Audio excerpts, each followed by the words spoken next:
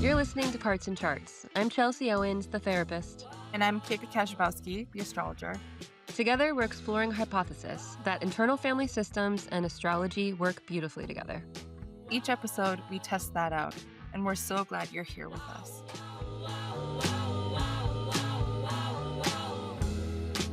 Hello, and welcome back.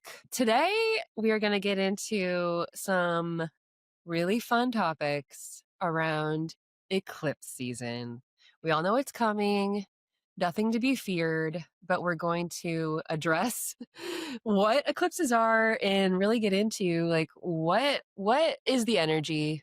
How do we like chariot through this time? And how do we work with some of the fears that come up around it? Yeah. So KP is going to do a little bit of astro psychoeducation for us. Thank you, Lisa, for the name. Not yet trademarked. Yeah, and then before we start, I think I'm really excited for Chelsea to walk us through like self-led energy again. She's talked about it a few times on a few episodes, but like there's eclipse season can be chaotic, can be shifty and turny and all those things. So the best that we can do, right, is like to channel our self energy or to tap into ourself, take care of ourselves. So that's what we'll be talking about as well, connecting that to the IFS principle of self-led energy. Okay, so by the time this podcast episode is released, we will be fully in eclipse season. So eclipse season, there's 2 eclipses in September of 2025. If you're listening to this a couple years from now, hopefully you can like reflect back on what happened for you. But there's 2 eclipses. Sometimes there are 3 eclipses in a season, by the way, but it hasn't happened for a bit. So there's a lunar and a solar eclipse usually each season. We have one on September 7th and September 21st. The first one on September 7th is the Pisces eclipse, and then we have a Virgo eclipse on the 21st. But let's talk about like what is an eclipse. So like astronomically, it's when the sun goes over the moon or the moon goes over the sun. Astrologically, whenever we have a new moon, so when at night the sky is completely dark, that is when the moon and the sun are at the exact same degree of a zodiac sign. But an eclipse is when they're at the exact same degree and they are at the exact same point, like longitudinally and latitudinally. Is that how you say that word? And it's very rarely that a new moon has the sun and the moon at the exact same point where they would be covering each other. So that's why eclipses are not every month. They are typically twice a year, the seasons. And we had our first eclipse season in 2025 in March. You can kind of track where the eclipse seasons are going to be by looking at the north and south node in the current sky. And right now they're in Pisces and Virgo, and they're newly in those signs. They've been in Libra and Aries for a while. But now we've like completely shifted into this new like section collection of eclipses in the opposite signs of Pisces and Virgo. Okay. Another thing that's interesting is that it takes 18 years, about 18 years and 11 days, I think it is exactly, for us to have another round of the same set of eclipses. So 18 years ago, we all had a Virgo Pisces eclipse with Virgo in the south node, Pisces in the north node. Halfway through, we do have Pisces south node, Virgo north node opposite, which is interesting to think about. The eclipse section is about 2.5 years. So for 2.5-ish years, we're having this conversation between 2 houses in our chart, 2 sections of the zodiac. Okay, so that means, when, for all of us who don't really understand this, so that means when it's on that axis of, Virgo Pisces, that means like in looking in your own chart, you'd look at where Virgo and Pisces are, what houses, and those sections, maybe I shouldn't use section in that way, but those like placements for you are going to be kind of activated or lit up at, in this time. Is that right? Like, so yeah. kind of the advice for people who want to check that out, right? Yeah. So there's 2 parts to that I think are important to bring up. Eclipse season is usually globally. full of news that has to do with the themes of those zodiac signs. But personally, in our lives, for those 2.5-ish years, we can sense there's either a beginning or an ending, or there's many beginnings and many endings. There's a shift of some sort. It's like not necessarily the exact date of the eclipse, but there's like this this energy of change, or energy of newness, or energy of like letting something go. Another example is like if there's an eclipse in your private house, the fourth house, it's likely that you'll have moved, or something about your private spaces or your family will shift. And that could be really dramatic, like there's a flood in your house, super dramatic. Hopefully that doesn't happen for anyone. Or it can be pretty subtle, like you made a really big decision to go sober or something like that. And that has like completely shifted the way that you X, Y, and Z or experience this part of your life. That's how eclipses can kind of feel on the personal field. That's really interesting. I have the eclipses in my research and cognition houses, so I think I'm experiencing how I do research is changing. Yeah. Another thing that is exciting or interesting for me is the more I become aware of eclipse seasons and like applying it to what's changing my life, the more I really do see how each house shows up for me. That can really show you what to look out for other things that are happening. One other way I do that is where the sun is in the chart. Usually the sun just gives you more conscious or cognitive awareness of what's happening in your life. So if the sun is transiting through your house of partnership, that month-ish of your life tends to be focused on partnership. So it's like the eclipses are dramatic, but the sun also has that kind of like the sun's like guiding your eyes to focus. So those are the two ways that I study how my houses are showing up for me in my life. And obviously your life changes all the time. So any given moment, a house can show up in a different way as well. But this is one way that I study. Last thing I did mention this is that the eclipses are seen as like points of beginning and points of ending. And there's a theory that I think I subscribe to, is that where the North Node is, so it's currently in Pisces, so everyone, their Pisces house right now would be experiencing the beginnings, where the South Node is in Virgo is where everyone would be experiencing endings. And that seems a little bit too global for me or too rigid for me. But it is interesting to think about how the North Node's energy, which is like what we're going toward, what we're grabbing, what we're grasping, can show up in our life versus what the South Node usually indicates, which is like what we're trying to release, we're running away from, can look like endings, right? So eclipse season often looks like shedding, whether you want to or not, a part of your life or an identity or something. And it could also look like something brand new shows up in your life that you either don't want to deal with, but you have to, or you're like excited or interested in how your life is shifting in new ways. It's interesting to me that this is astrologically happening twice a year, because if it only happened maybe once a year or once every 2 years, it would be, I think, more difficult to feel the changes in our lives, because it would be too long of a time span for us to humans, I think, will change so often, whether we admit it or not. Change is a part of our lives, and the moon changes so quickly, so that we can use that planet, the moon, to help us track what's shifting and changing on a milder level. But the eclipses are exciting. They're eventful, and humans need events to respond to make decisions. Like if we are just like doing the average kind of like energy throughout our whole life, things can become more difficult for other reasons, right? So Hmm. that's my Yeah. viewpoint. Eclipse seasons can be a really great time if you stay loose to like mark how your life is shifting over time. And it's not always external things that change, though people would argue that eclipses tend to show up externally. But I have seen people change their lives internally, and like everything around them shifts because they make a decision or something like that. Like they apply to grad school, like we talked about on our couple episodes ago. They get married, or like something, just like they do something that like obviously changes their life forever. So that can show up as well. Yeah. Like we need that little like spark of anxiety or something to, yeah, to just kind of like step us into either action or fear, but then like having to move through that, right? Or something Yeah, that's just shaking things up. Yeah, I really get that. Like we need, yeah, something to spark movement or, like movement. Yeah, and yeah, and I just imagine like back in the old day how crazy it was to witness this like astronomically as an yeah, event, like when we didn't know what was going on, right? Like how crazy that would be.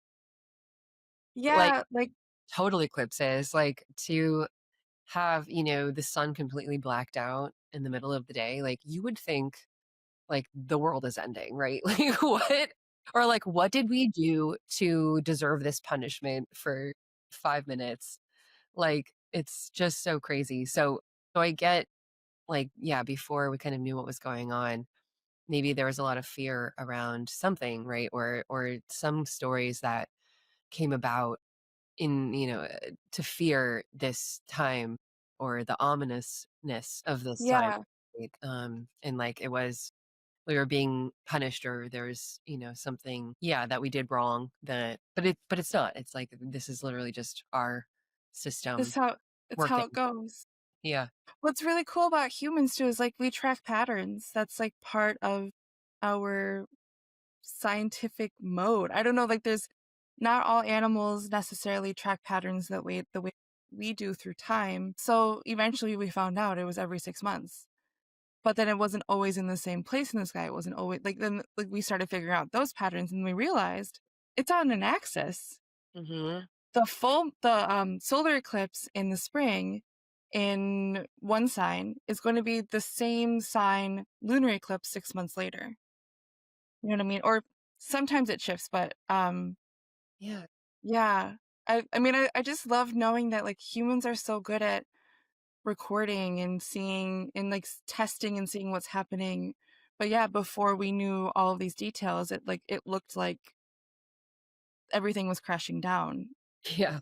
And it affected the crops and the insects, and cows would turn back to like they still do, they'd turn back to the barns. It's Yeah. like it's such a it's an event. It's like capital E event, you know? Yeah. Chelsea, before we started recording, asked me to like walk through the dates of the other eclipses. So what's interesting about the eclipses, it's kind of this like back and forth energy, and it's not always that it's just Pisces and Virgo in each season. So the first Pisces or Virgo eclipse happened in 2024 September 17th, so about a year ago ish. That was the first Pisces eclipse, but we didn't have our first Virgo eclipse until March of this year. And we still had Libra and Aries eclipses until the end of March this year. But this is the first eclipse season where it is Pisces and Virgos together. So Okay. we have that lunar eclipse in Pisces on the 7th, like I said, and the solar eclipse in Virgo on the 21st. But then February next year, so it's like six-ish months later, that solar eclipse begins with Aquarius, and then we have Virgo. And then next summer we have Leo and Pisces. And then we're ending the end of the Virgo and Pisces energy with February 2027 with an Aquarius and Virgo eclipse. But that's the last time for a while that we have any Pisces or Virgo eclipses. So like there's this 2.5-ish year kind of like weaving of energy where we would feel changes in that parts of our life. But then like of course the next over house would blend in with that house and kind of tell us what's happening. Um, because with the way that the house system is set up in our birth chart is that everything's kind of informed by each other. Hmm. Hmm. Like the first house is the self. The second house is what supports the self.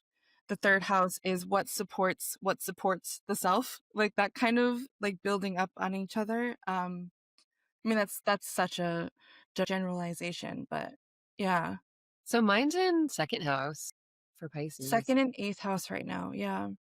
What can I expect? What This kind is of so chaos hard. can I expect? This is so hard to like talk about before anything happens. Like it's so much easier in a reflective way because like eclipse energy is surprising. Whether it's scary or not, that's not always true, but it's Yeah. usually very surprising. Like, you can't really predict it. Which is funny because Chelsea and I in a group chat shared unhinged predictions. And I really, it was hard for me to say something that was like so wild. I was like still getting too practical. Yeah, you were. But yeah. I mean, So second and eighth house. the last September, I feel like I don't want to say like nothing happened, but like it felt I don't remember, I don't recall at this point. I'd have to like look back at some journals, but I don't feel like that little a portal was that crazy for me. It didn't feel like chaos for me.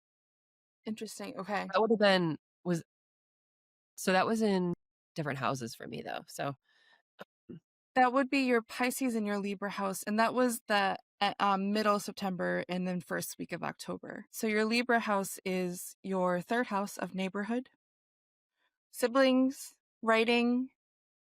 mm, writing. Maybe there was some energy in writing. I know that you were working on your Oracle deck Yeah. around that time. That month I Yeah, was doing a lot of ceramics. I did like a month of ceramics. So I was really that into makes sense. it. Yeah. Yeah. Wild. Yeah. Wild times for me. My eclipse season. It's good not to have too many stories you can call upon. But if we're going to do some predictions, the second and eighth house axis has a lot to do with resources. So that's shared resources. That's the eighth house. And then the second house is resources that you have available to yourself. And that could be knowing how to do something. So, like skills and talents. It can be income, like actual liquid assets that you can use to buy food. It could be food, it could be clothing, it could be shelter. So, if we want to be really general, the second and eighth axis has a lot to do with like safety, security, surrender, relying on other people, and trust. Relying on yourself, relying on other people. So there's a lot to do with like, will I survive? Like And do you that's feel like, yeah. with all of those themes and like areas, do you feel like I mean it's hard to like really predict or know like what to expect, but like is it like a lesson that's perhaps learned in those areas, like resources, or food, or like, or can you expect like an event, like something happening in one of those areas, like whether it's good or bad? Like, is that, yeah, I guess, what do you notice maybe in your tracking, like in one of those areas? Like, is it just something happens or something's brought to your attention that still needs some healing, or you're needing to learn something, or could it just be fun? Could it just be like somebody gave you a pair of pants? I would be careful about talking about lessons in Yeah. eclipse season. Okay. What's coming to mind is who's the mom in Freaky Friday? I forgot her name right now. Which version? The new, like the The new one. Ken version? Is she in that? Oh my god. Jamie Lee. It's Jamie Lee JLC. Okay.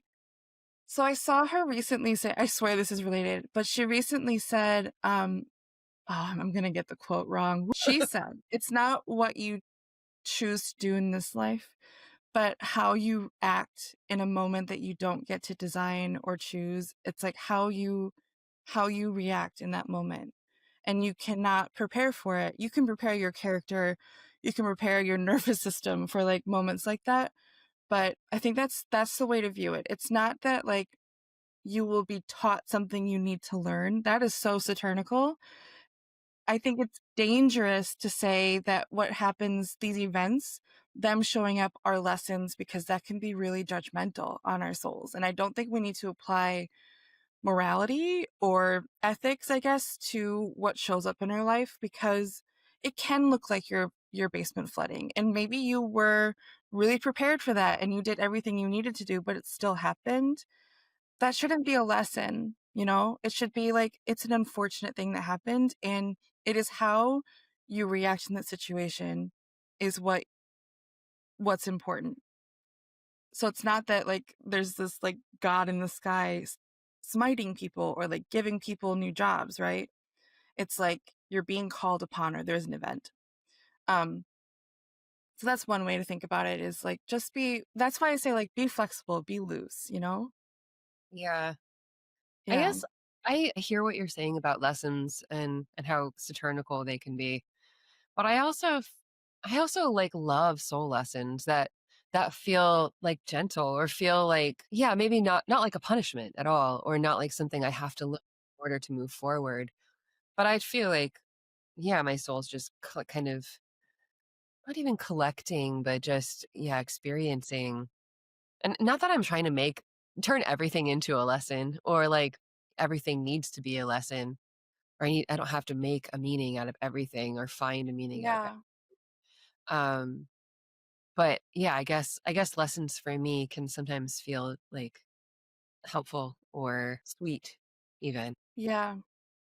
I think we're saying similar things, but when I hear the word lesson in client sessions, my heart is like, "Oh no, do not internalize this. Do not blame yourself." Like, you know what I Like mean? clients bring that up.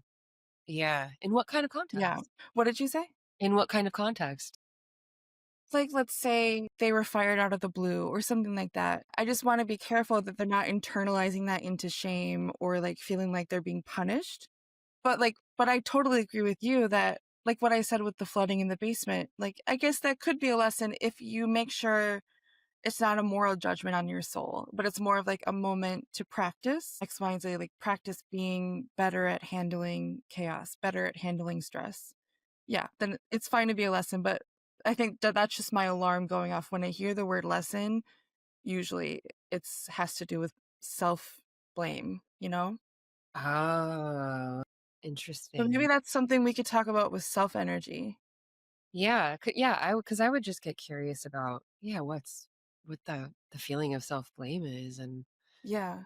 curious about, yeah, if there's any shame there, or if it, yeah, something that feels like steeped in some kind of, systemic oppression too, right?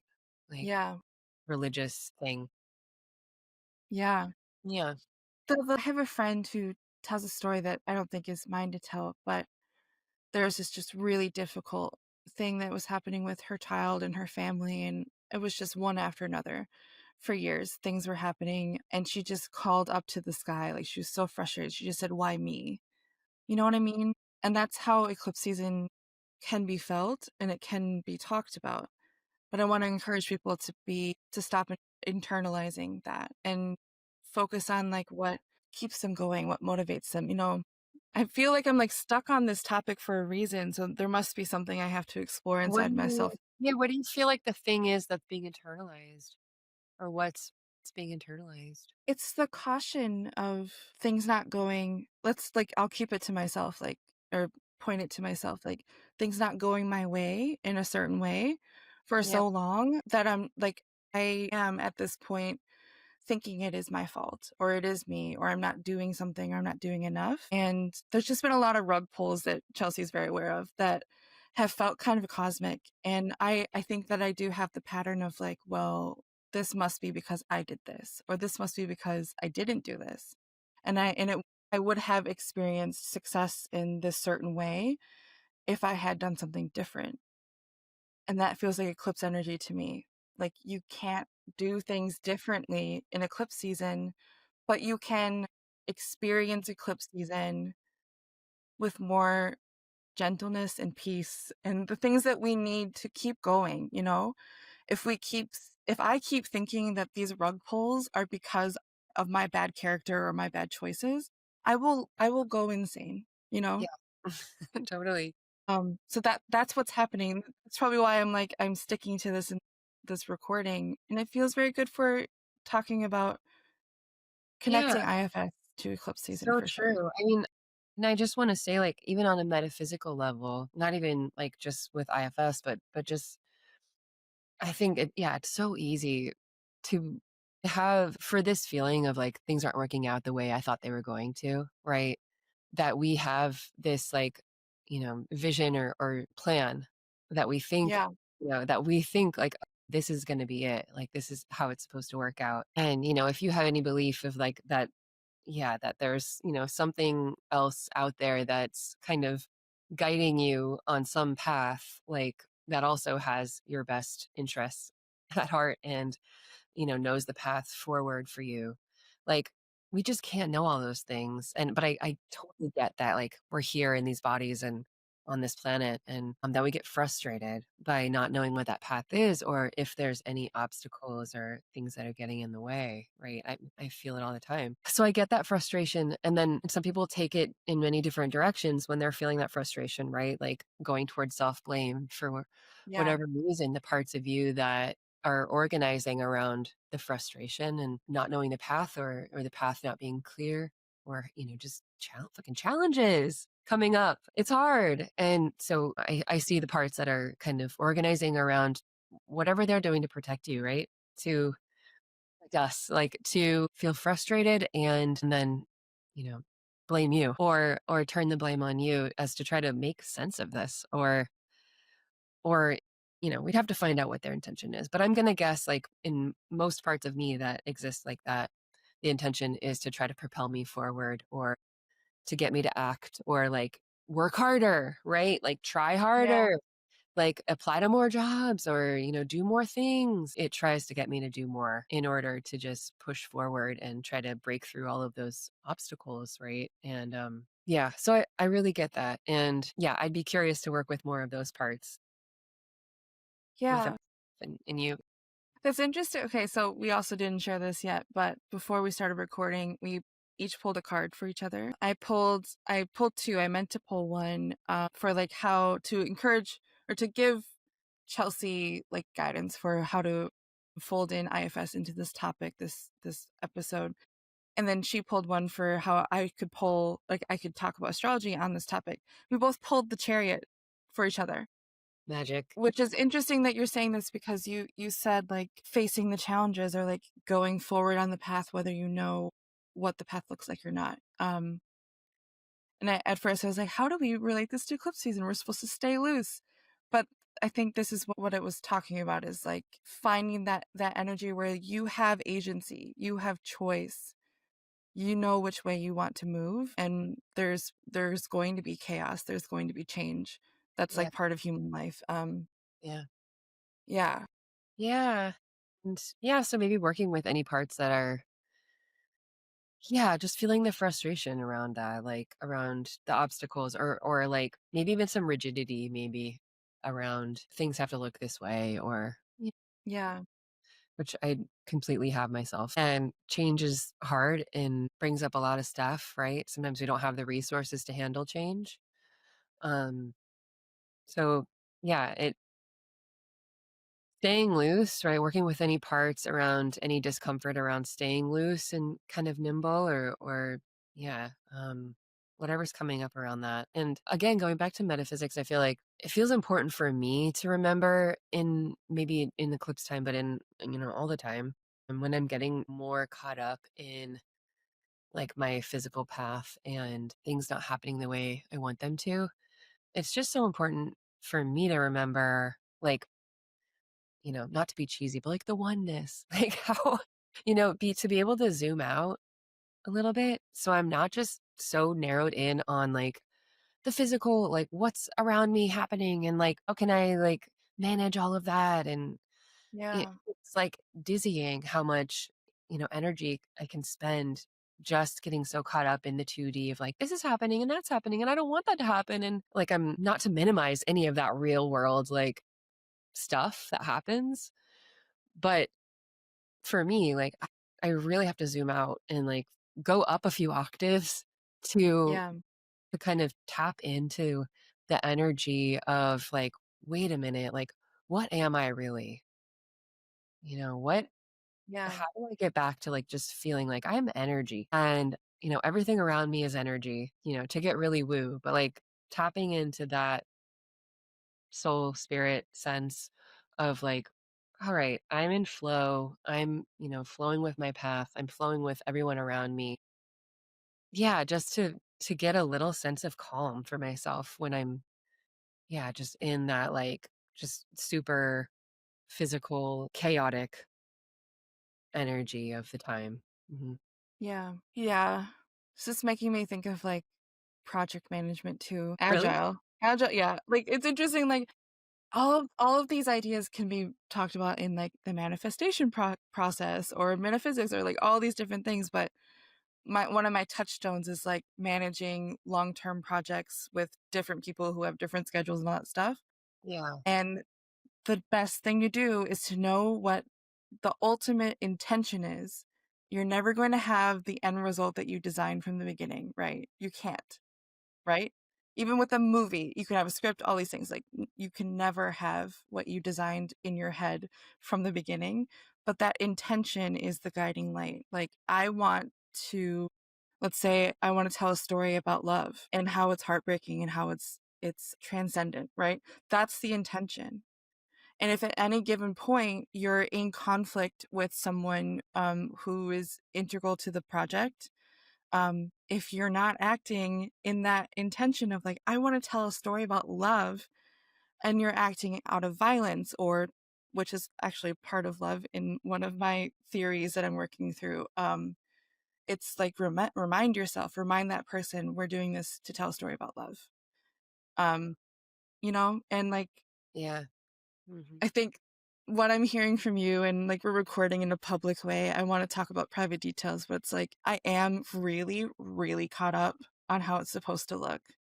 You know what I mean? Like what that thing that isn't working out for me. But if I'm thinking about my great intention, it's like I want to be of service, right? Hmm. And I can be of service energetically in a million different ways, and that's part of the coolest part about being a human, right? But I'm being so rigid about how I want to express the service, right? That feels like that's like if we're thinking about lessons in the way that we're not talking about shame, which Right. we are Right. now. Right. Like eclipse season is like a reminder, like listen to the intention and like maybe release a little bit of how it looks or how it feels Mm. in the tangible space. Yeah, that's the lesson. That's the Chariot card too, is like think of the intention and move forward on that. Yes. Interesting. 100%. Hmm. Okay, so can you be in teacher mode now? Can you teach me some things about IFS with self energy? Like, Also, we're having so I'm much really curious. fun. What did you say? What are you curious about? I'm curious about like how you approach or how you talk with clients when they're in moments of chaos or like actual like true upheaval. How do you lead them back to themselves? Like, what does that look like? Yeah, I mean, that happens a lot. Yeah. And I don't really know, I don't know how much I'm actually what am I actually doing? I feel like I'm not doing that much. Maybe I'm leading them, but they're leading themselves back to self, really. Or that's the intention that I hold in session quietly. And sometimes when it's hard for clients to do that, I'm holding that, like I'm holding the self energy and, hopefully in every session and hopefully with, you know, my self energy being present in the room that they can also kind of, I mean, it's osmosis really. They're like absorbing my self energy so that they can be in contact with their own self. I really do believe that happens. Like, and I'm sure you can, think about times when that's happened for yourself when you have been around someone that feels like they're in so much self energy or so self led, Yeah.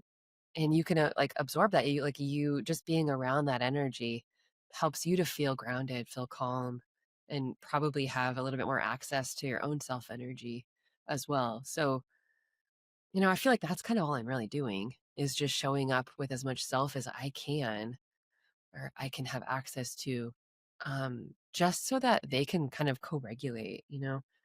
But I Yeah. also want to note that like while while the overall intention is self energy or is to help clients get into self energy, have access to self energy so they can lead self-led lives. I don't want to like make it seem like if that's not happening, then that's a failure. Or like if that's Yeah. just not the order of the day, then that like we're always striving towards that as a goal, yes. But also if clients just like want to express whatever parts are coming up that are feeling chaotic or feeling in crisis or feeling everything that they're feeling, like we can also sit with that. Like I don't want to send any parts the message that like it's not okay to be dysregulated, right? That it's not Yeah. okay that we're like, oh my God, like this part is having a meltdown. Like we have to calm it down. We have to get it down, like back down to like baseline. Like we are not sending that message. Yeah. And that might, even hearing that might make some parts even feel like uncomfortable because, it doesn't feel good to be dysregulated. It doesn't feel good to be in chaos. But also, like, there's nothing wrong with it. There's nothing wrong with that energy. It's totally okay. It's not going to overwhelm the system. And I think that other parts get a little scared about the chaotic energy overwhelming the whole system. And then, oh my God, we won't be able to get out of it, or we'll be stuck, or, there's a lot of fears around it. So it's totally okay. All of it's welcome. And I also just really want to send the message that even being in chaotic energy is okay. It's not going to be too much for us to handle, at least in session with me. Like, it's okay to sit with that. Like, I'm okay. I'm not going to be overwhelmed by that. I can hold that for you. We can all hold that. And I just want to, offer this space for any parts that are feeling that to be able to express. Like, we just want to get to know them and befriend them and work with whatever's coming up around that. So approaching it, just with curiosity and befriending, um, yeah, any parts that are coming up around, feeling into that chaotic moment or any fears, it's really just addressing the fears, like what, and Yeah. getting to know what the part's really doing, what's the intention there? Because even if it's, yeah, something chaotic or just, whatever their job is around the, chaos, and we're really just trying to get to know what that is because it's probably there to serve the client in a positive way, or it thinks it's serving the client in a positive way, right? It probably has a positive intention. And so it's really important for us to get to know that. And I've seen, so many people just as we're getting to know parts that appear, to be having a moment or, a crisis or something chaotic happening. Once we like just get to know them, spend time with them, find out more about what they're doing in the system, what they're afraid of happening to the client. Like once we really understand that, and once the client is able to get enough space to be able to hear all of those things, um, it's magical. Like self energy, like really starts to emerge naturally. Like the whole system just kind of comes down a notch. The volumes turn Yeah. down a little bit in the intensity of like what the chaos or whatever the feeling was. So like all of that naturally happens just by like opening up and getting a little bit of perspective so that some of that self energy can naturally flourish and like be transmitted to the parts that we're feeling the intense feelings. Yeah. Does that make sense? Yeah. I This may seem like hyper specific, but it's coming up in a moment. Like, let's say a client comes to you and they just received like a truly emotionally destabilizing offer, but it's like a super positive thing in their life and it would change everything. Like, Do you have an so example? there's not I don't know what this something I want to happen. offer. Or Yeah, just let's say like a job offer that would, you know, send them across the country or something like that. I mean, I guess there would be fear involved because it's a new frontier. Things would have to change. What I'm hearing is like it's really just like not calming all of the anxiety or the fear down, but like just hearing it out, right? Letting it talk, letting yeah, all of it talk. yeah, yeah, It's not just the negative chaos, right? It's also the positive chaos. yeah, yeah. I guess in that yeah, it feels important to not send the message that like parts need to be calmed down, Yeah, yeah, like a child maybe, having a hard time or struggling with something or having a meltdown, like yes, you're trying to calm that child down, but like sending the message that like you can't handle that energy or like that energy is too much for us, yeah, like it sends the message to a part that like I'm too much. I'm having too much emotion. Like that's not good. That's bad. I need to calm down because the adults around me can't handle it or no one can handle me. yeah, So just with parts in our system, like I don't want to send that message. And yet I get like, yeah, I get we could turn down the intensity a little bit. Like sometimes it is a lot to handle, right? It's a lot for the system to handle. But never too much for self to handle. So that's why it's so Right. important to get enough self energy, have access to enough self energy, because it's not like none of that is too much for self to handle. Self can handle all of it. Self can, you know, sit with all of these big emotions and hear them out and be like, oh yeah, like that makes sense to me. I'm sorry that you're feeling that. Yeah. Yeah. Yeah. Does that so in this example of this Yeah. job offer, any follow-up questions? Yeah. Okay. Do I do a thought experiment? Yes. Okay, imagine I am a Virgo Sun, Capricorn rising, and Taurus moon. I'm all Earth, and Okay. I just need to know 3 things I can do to, like, bring up more self-energy in me this month because I am anticipating too much change. What would you tell a Virgo, Capricorn, Taurus person, um, to do? Just, like, give me instructions, I need instructions. You know what I mean? My Libra sounds like vibing with this, like, philosophical, energetic, like, "Yeah, I hear him out." But what would I do? Like yeah, the earth energies, right? Like I mean, not to be super general, but like they're so grounded, it's like and maybe slower slow and like in movement, Possibly. right? They're like, Yeah, gosh, this change is making me move around. I can't like there's just a steadiness to them, right? That's like yeah. and I don't want to say rigid because I don't it's not a judgment. I love my earth placements. I think we can confidently say Earth is more rigid than air or water, Yes. Okay, right? let's do that because it is concrete. Yeah, it's It's a concrete, mass. yeah. Mass, yeah. Okay. So I get that like the movement energy, the air energy could be difficult. Maybe like I don't know why this popped into my head, but I'm like maybe don't drink any iced coffees this month. Maybe take on the iced coffees. Maybe switch to matcha for the month. I'm not sure, but That sounds like really good advice for that's Earth very people for specific sure. and like not at all what I would say in an IFS session, but I'm just like giving our prescriptions for our earth friends. Yeah. No supercharged cold brew coffee. Maybe I don't sit in a hot tub, like, maybe they need a little water, maybe they need Maybe, yeah. to go to the cold beach and just try to relax, Yeah. What's something like, I'm thinking of, like, what would you tell an and earthy to person yeah, to to do for access the art? seas, and I'd be curious, like, how the different elements like, if we were going to prescribe the different elements, ways to access the seas, like, more self-energy, Yeah, yeah. E's plus, C++, it would be like, okay, how can earth energy get curious? Like what Mm, how can earthers get into the, yeah, like curious realm? Um that feels important to me. I think that feels important for them to get into, right? Like, how and maybe that's all just mindset. I don't know. Or what even how do if you need to put yourself in physical places like the beach or a hot tub yeah, or a quiet room, like how can you just access more curiosity?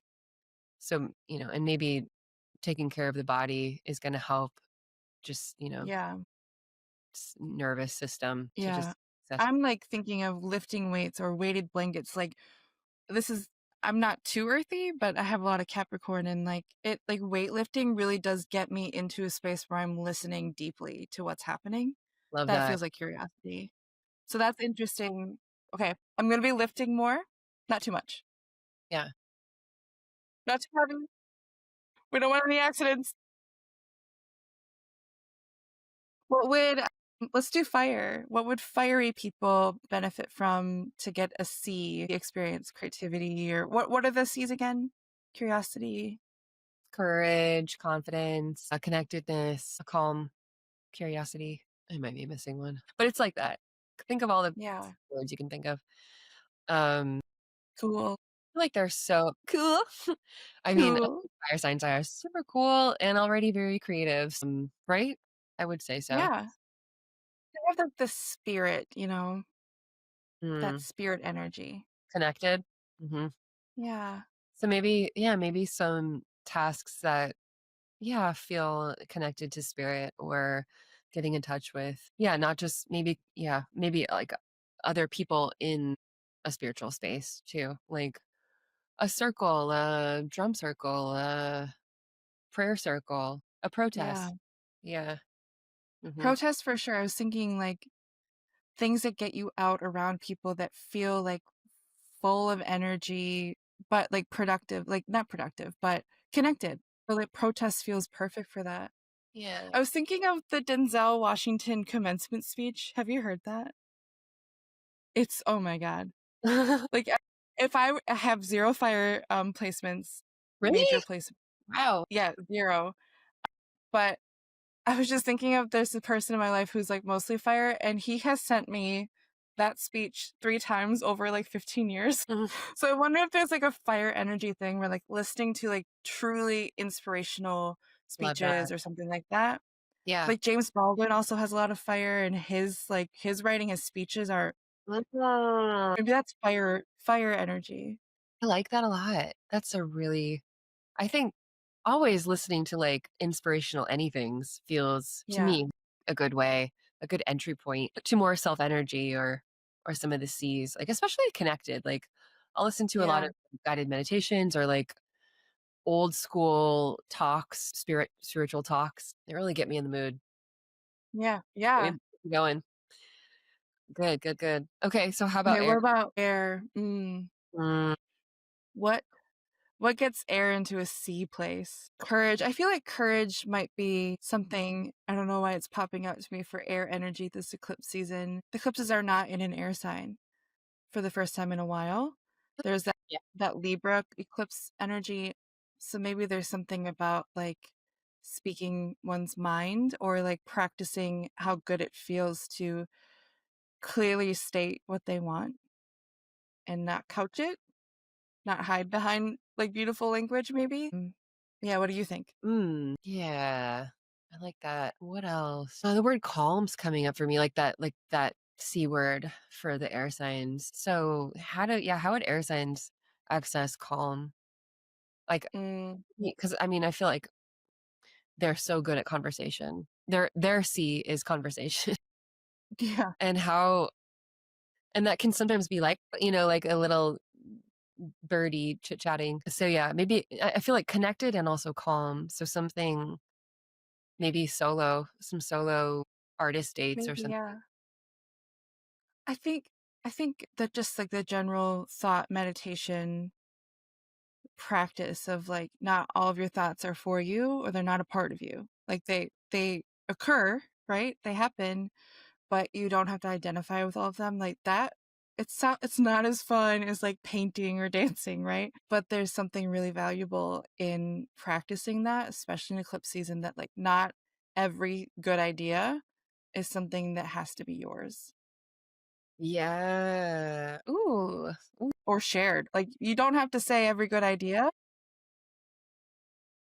That's a really, yeah, that's a good point. Um, I also wonder if it would help just like to practice like deep listening.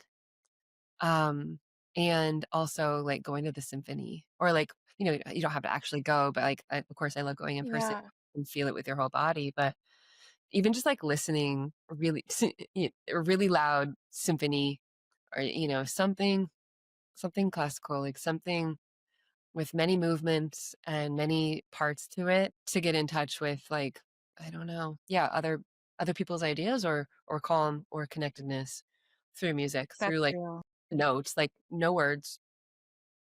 I like that. Yeah. I'm gonna do that for sure this month. That makes me think too of like I've gotten some really good advice from some teachers, spiritual teachers of mine who say there's something magical that happens when you go on a walk without listening to anything. You just like you're raw dogging life is what one of them said.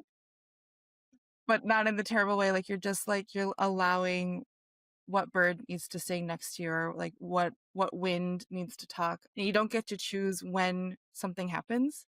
You're Hmm. just walking and you're letting things speak to you. That's We must be I vibing. also after I mentioned the symphony, I just thought like they should also go birding and just hear Birding. what the birds have to talk about and like listen to the Yeah. chatter instead of like people chatter or their own chatter. Like, what are the birds? September too is really great birding, I gotta say, depending on where you live. But September is a really great time. But another thing that I was new to me, but I guess has been around for a while or talked about is the color walk. Have you heard about that? So like you choose a color, you go on a walk, and you just identify every time that color comes up. So it's like a mindfulness thing and it helps center people, but it's also kind of fun because you're like looking out for like yellow or it's like that. I have to do that. I haven't done it yet, but that sounds Why really don't we nice. just make eclipse season a big old scavenger hunt? I'm gonna write that down. Should we? I love scavenger hunts. Yeah, Yeah, I like that. maybe that's for water signs. Water signs. Yeah. Scavenger hunt, color Go walk. find the best water signs. How would you feel creative? What's something for water signs? Yeah, I mean, of course, making art, collage. The Or other C, clay. clay.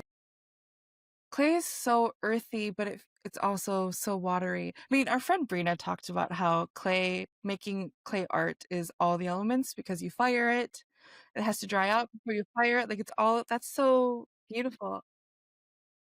We love her. Yeah. If you are like a water dominant person, doing earthy or like physical type of art, I think can be really helpful. Like I'm very watery, and that does help me get out of my anxiety quickly. Just nice. Yeah. Yeah. And for me, like connection to spirit, of course. So in my whole spiritual practice helps me access more self. Yeah, being around people that I love. Like I can also get super stuck in my head and in my thoughts and being such a like solo lone wolf person. Yeah, the maybe the harder times in my solo times, I can definitely just like get so caught up and in a thought, and it helps to have me like verbalize with, people that I trust to have that to like bring me back to reality and get me up.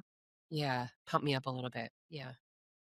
So That's people just fun. I like how we went to the RX again. the Last are episode, our guest Lisa, brilliant therapist and astrologer, she suggested that we do this thing where, and we're gonna do it, where if you leave a 5-star review, if you leave a 5-star review and your big three, you can tell us the houses they're in and whatever else you want to tell us too. But we at the end of episodes will say your name and then give you a very non-medical prescription for how to center yourself or gain more access to your self energy. Um, yeah. So do that. We would love to do that for you. Um, any final thoughts about eclipses? Or I guess I do also, I hope I kind of answered enough. A part of me is like, did I talk about IFS enough? Because I really want to I want to really get this point across, like not to be afraid of the eclipse energy. And I, yeah, I'm so skeptical of like anything that's out there on the internet that's like, don't do anything during eclipse season, or just like such fear mongering and yeah, perpetuating that like something bad's going to happen or you shouldn't, I just like really rub up against anything that's like, don't do this. I'm like, don't tell me what to do. If I want to do this exactly. during eclipse season, I'm going to do it. I don't have to wait. Like, and yeah, if it doesn't work out, then like, that's fine too. Like, I can, I'll navigate around that. So Yeah, don't be afraid. And if you are afraid, we're here for you. And there's people to work with around some of those fears. I mean, it's all information. Like any parts that are coming up that are feeling afraid or feeling like worried about X, Y, and Z, or dealing with real world shit. Like it's all okay. Like we can, you can work with all of it. This is a fun time. This eclipse portal. Like I guess we're also trying to just lean into like it's not scary. It can be chaotic and fun. It can be life changing in a good way. hmm, It doesn't have to be life changing in this really awful, terrible way, completely throwing you off the path. And yeah, yeah, a big way to navigate all of that is yeah, to tap into self energy and spirit and soul. Hopefully, yeah, we can provide you a little bit of clarity with that as we're navigating this whole month, um, and doing our little self-led. I don't even want to call it a challenge. Self-led, something, whatever we're gonna call I like that. Self-led something. it. Scavenger hunt, really. Self-led scavenger. Yeah, I like that. Yeah, I everything you just said is so important. Thank you. Anything else on the astro side or personal I mean, side? if something really shitty happens too, like practicing self energy is really helpful. Like I feel like the Capricorn rising in the room all the time because I am one, but it is that like that daily practice of like breath work or drinking lemon water or whatever you do. All of those things support you for the harder moments or for the moments that are maybe positively charged but chaotic in some way. So that's what I'm really concerned about is like if whatever keeps you on the boat is good. For me, like when I was teaching middle school, it was one of the most chaotic moments of my life. Yeah, I had to watercolor in the morning. Otherwise, I would have a whole day of exhaustion, go to sleep, yeah, and have like no joy. yeah, I totally. mean, I enjoyed so much of the job, by the way, but it was really hard Uh, on all of us. So I had to do that. And now that I don't teach middle school, I have more access to my own energy. So I don't have to be so like specific or rigid about how I express it. But I needed that practice to survive through those 3 months. You know what I mean? That's what I'm thinking about. for sure. Yeah. Yes. This. Stay on the boat unless you want to jump off the boat and go for a swim. You can do Yeah. otherwise if you're like, "Oh, hell no, I don't want to swim today. I ain't swimming. I need to just stay starboard or whatever." Then yeah. Yeah. Some nautical terms here. We are a sea witch. Well, we've got our resident sea goat in the room. Not to Hmm. mention the sea goat in the room, but You're the mermaid and I'm the sea goat. Thank you everyone for listening. We hope you have lots of kisses this month. aw, lots of hugs and Yeah, kisses. That's hugs another and kisses. prescription. Yeah, we're ending with that prescription. For everyone on the Time. planet. Okay, bye. Thanks for joining us for Parts and Charts, the IFS and Astrology Podcast.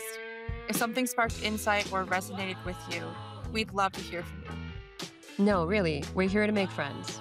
Reach out to us, leave a comment, subscribe, and if you feel called, share this episode with someone you care about. Or if you want to work with us one-on-one and go deeper with this work, check the link in the show notes for how to find us. Until next time, may all parts of you feel like family.